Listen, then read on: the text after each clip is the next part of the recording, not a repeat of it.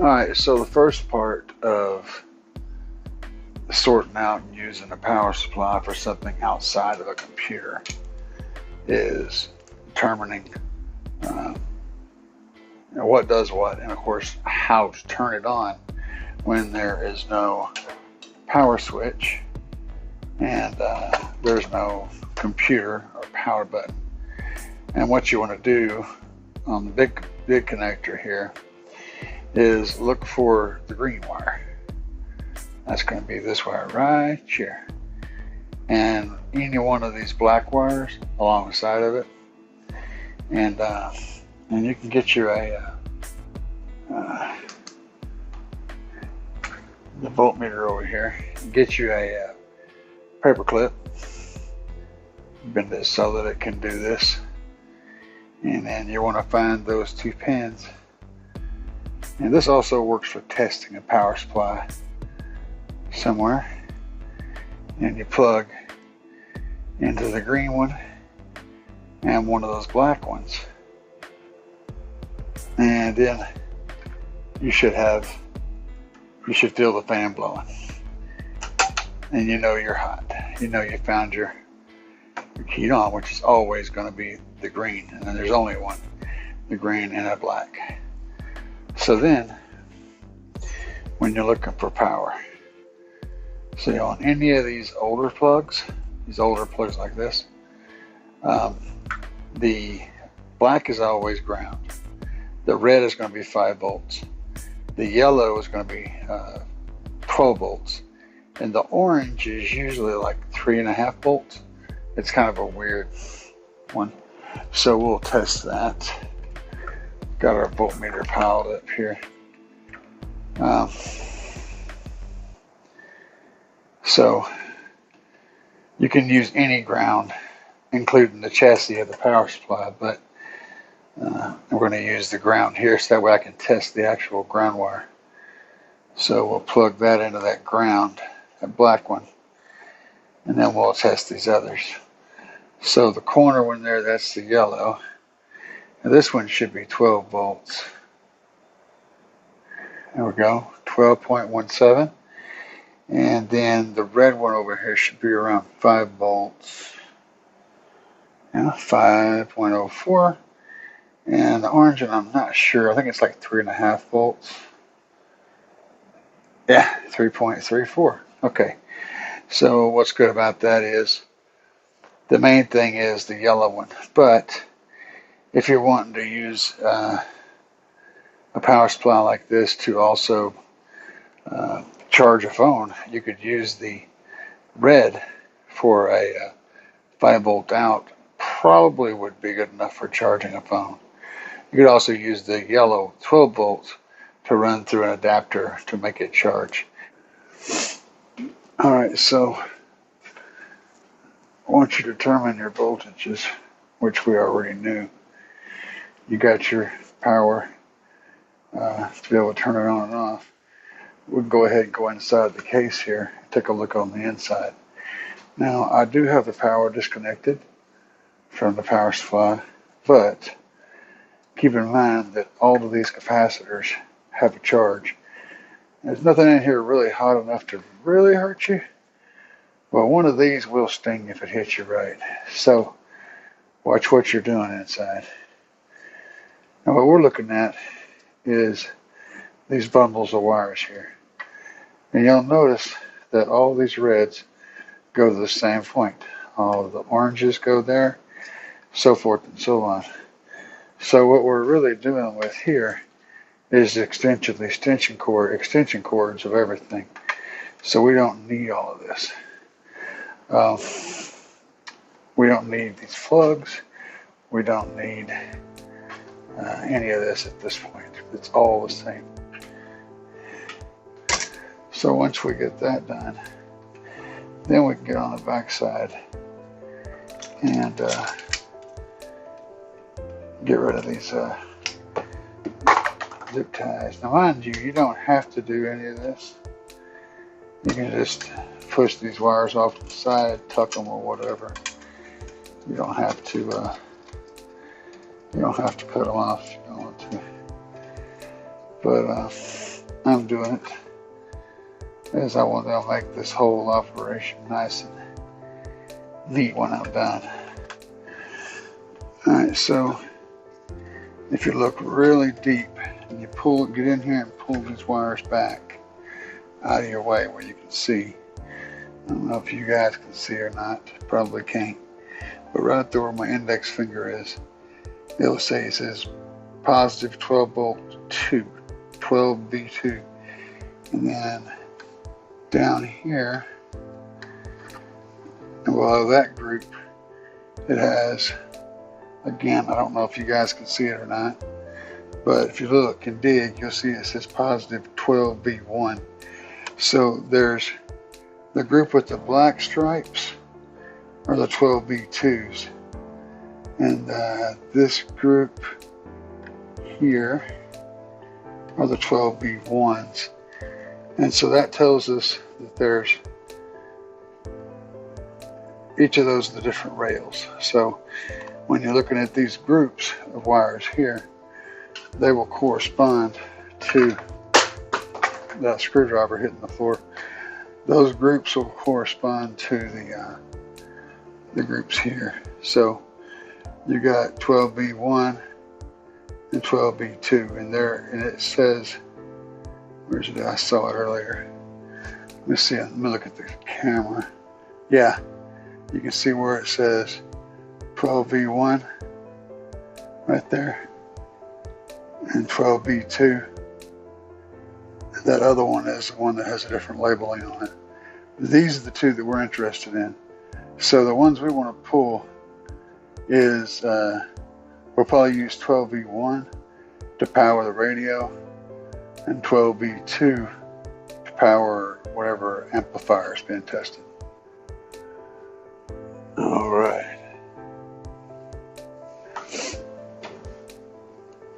So,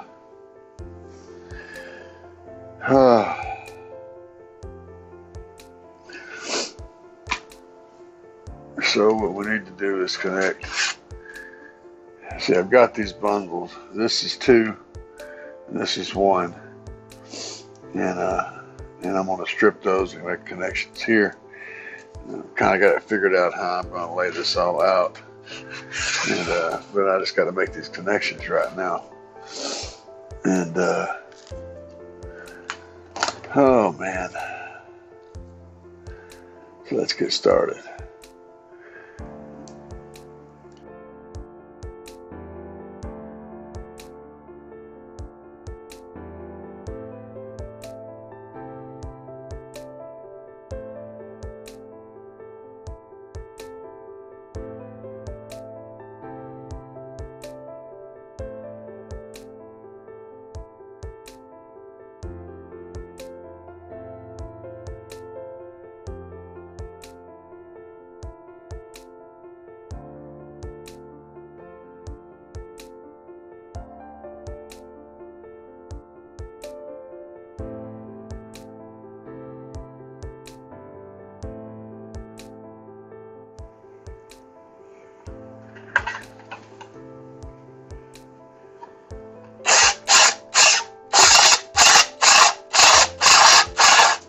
So for the ground side, we're bundling all these up except for one.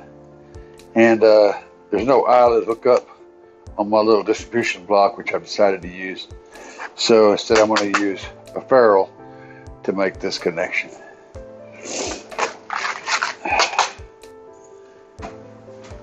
Oh. Good times all around. And also making a mess. So let's get these stripped. And we're going to use ferrules for connectors to punch all these wires up.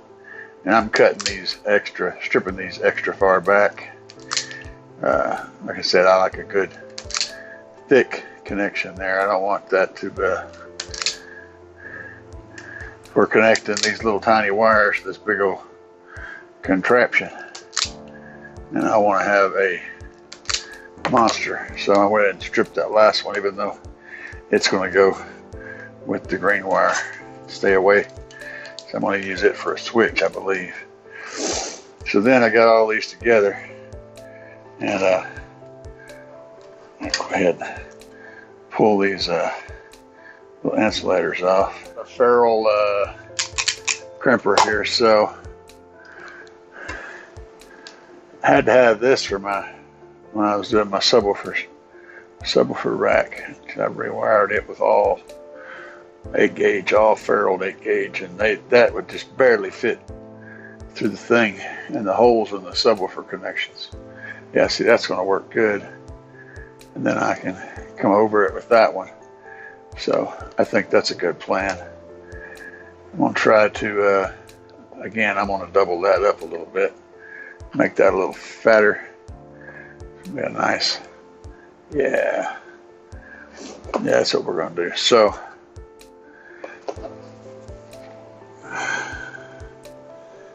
I mean, there's a million ways you could do this. This is the biggest one that'll fit in this connection, by the way. So we might only be just using this little guy. Oops. Let's get that back in there. Turn it the other way so that I can get the thing off. Boy, I tell you what, I almost screwed up.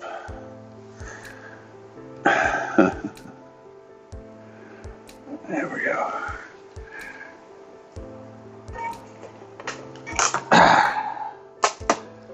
Let's see what that did.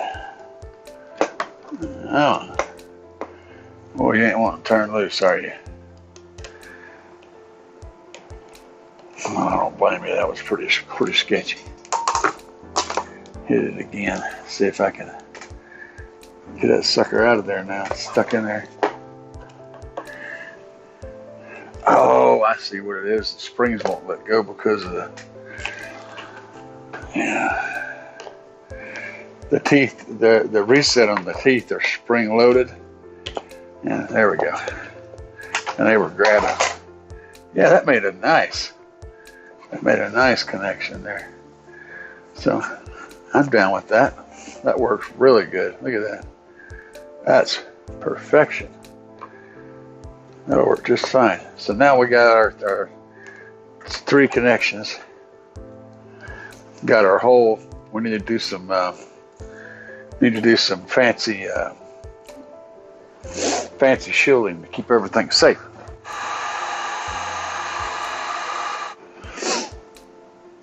All right, so what I'm looking at here is how this is laying out. Thinking that the ground can go here. I just got kind of stuck in there, and then my positives can go over here. So, push it back this way, and I can attach this down right there. That would allow me to have fused output and all my connections on the same side for testing purposes. All right, so we're going to get this size down to fit that pretty small wire. I could put it back here, but it's kind of a stretch, and I want it on the side. So I got this thing off the front, off the hot side. That'll size it down one size. But see, there's also a size down thing right here. And I can swipe from here and do a double size down. That's what I'm thinking. You know what happens to those who think you thought you had to fart, but you really had to. Yeah, there we go. Alright, so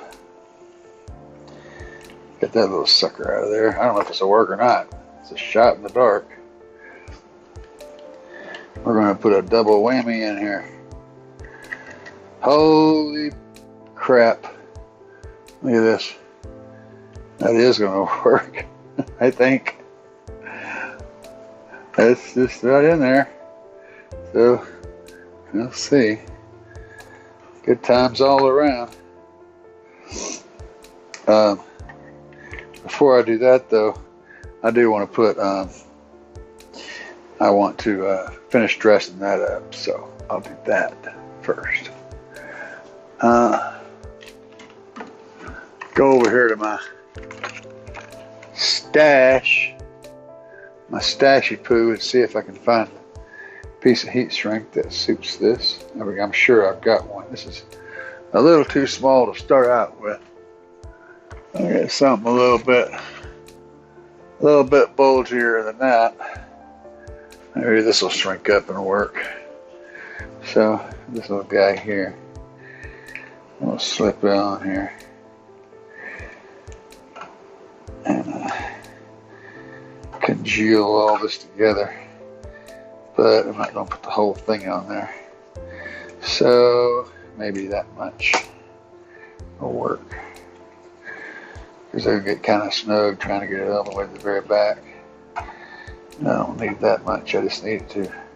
I don't even need this on here. I mean, but you know, if you're doing it, do it right, right? So, and that's attached now, so that ain't going nowhere. Let me move my other heat shrink pieces away from this area, because we're about to make it kind of warm right there.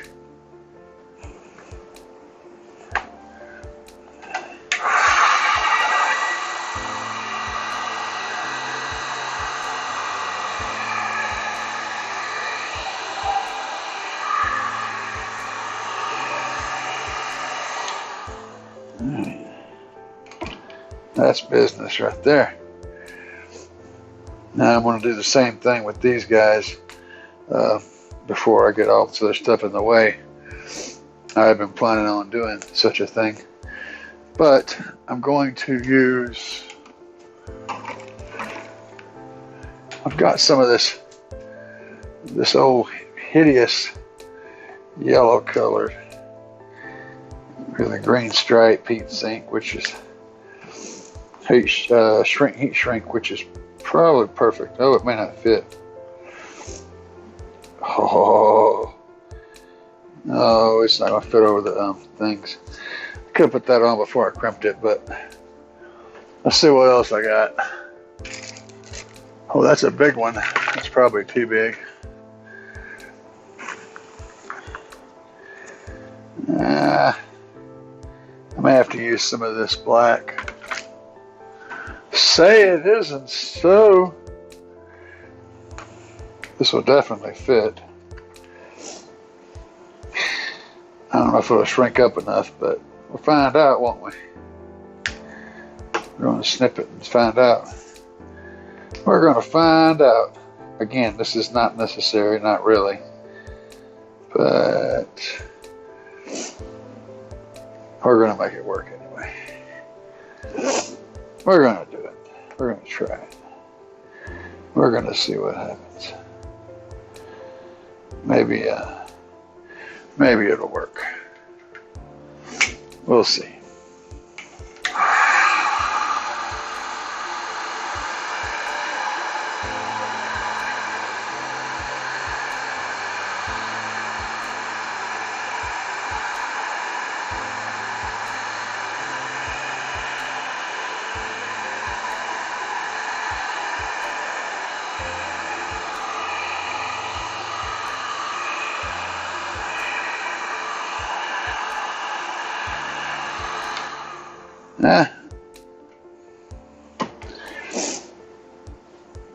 That ain't perfect, but it's got a grip, so there you go. Heat shrink done.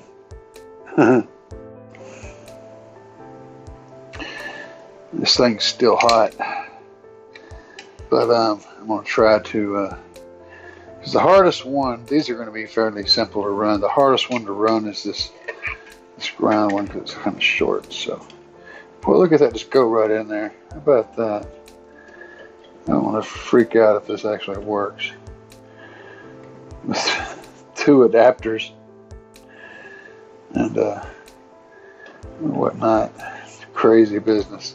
By the way, this is not the right Allen key for this particular set screw. This is the right one for the smaller ones. This one's actually bigger, but it's close enough. Holy crap, that actually does work. I'm gonna have to tighten it up with the bigger version, but that's actually working. I'm impressed with that. So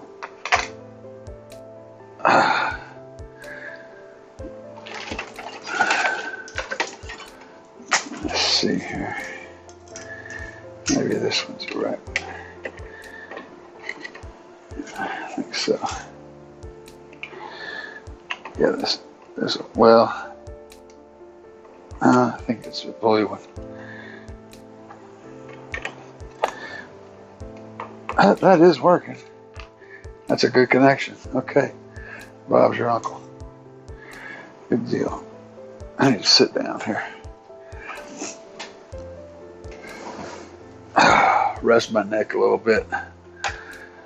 All right.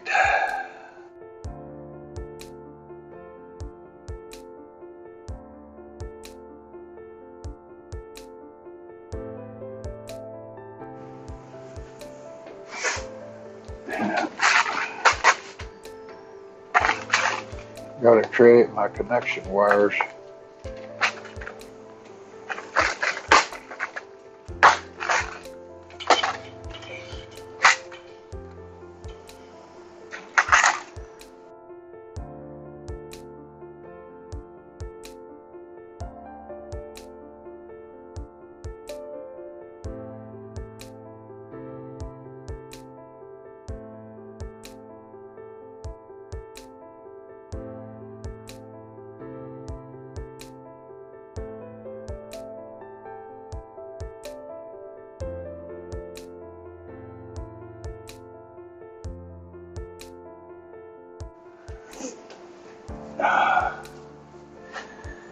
Got that cleaned up really nice.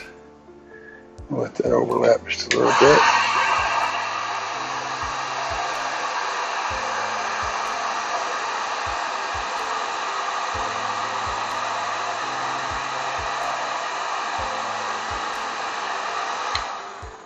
We'll do another one on the other end of that. Since this is going to be my positive wire. So our signals are clear to whoever's hooking this up, which will probably be me. Trim around it, then all I have to do is shrink it up. That was really tight, but it should work.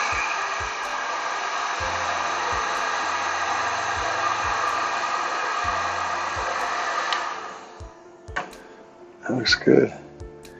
Nice and easy to tell what's up. Got that piece on there.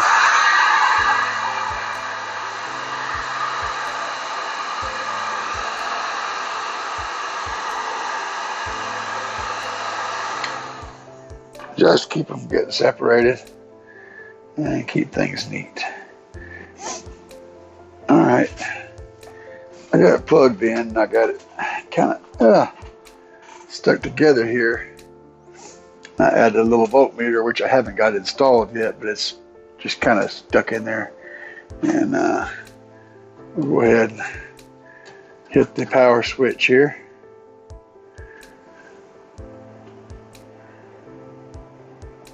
Showing 11.8. I know that's not accurate though. Let's do it again. 11.9, 11.8. So sanity test. I'm probably going to disconnect everything by moving this around so much. There it goes up. It's showing 12.1. It's actually a little higher than that, but not much. I think that's pretty close. So let's do a test here. See what we got on the meter. The meter showing 12.1. I don't know if I can get it to stay still. 12.19, 12.2. So yeah, it's a 10th down. That's good enough. It's mainly there as a hey, I'm turned on kind of a thing. So we're producing 12.1, 12.2 volts, which is totally fine for testing stuff. And I am good to go with that. And off. And then put it back on. We're going to let it stay on for a bit. Keep an eye on all the temps. See if anything's getting warm. Anything's doing anything crazy. The voltage is staying stable. And we should be good to go.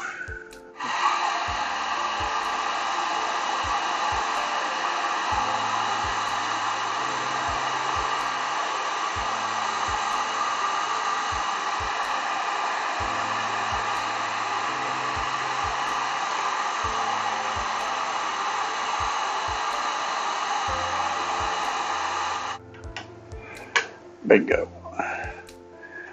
All right. And batteries on the right, ground's on the left. I'm going to need to take that out a little further.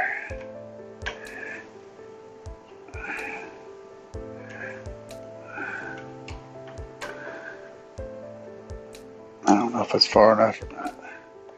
Batteries on the right. Ground's on the left.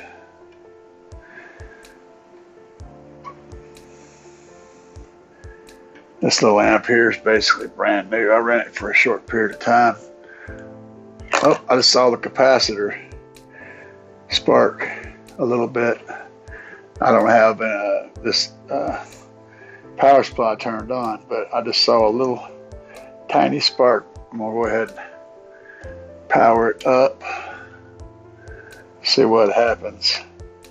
You guys see the voltage there? Maybe 12.1. I still don't have the remote on, so we're going to test that now. And we got red light, blue light, and then we got a solid blue light, and the voltage dropped to 12.0. That means that everything is good. The voltage back up to 12.1. Then we put the remote back on. You get red light, blue light, then just blue. The voltage drops to 12.0, and everything is perfect. So the test bed is working as intended.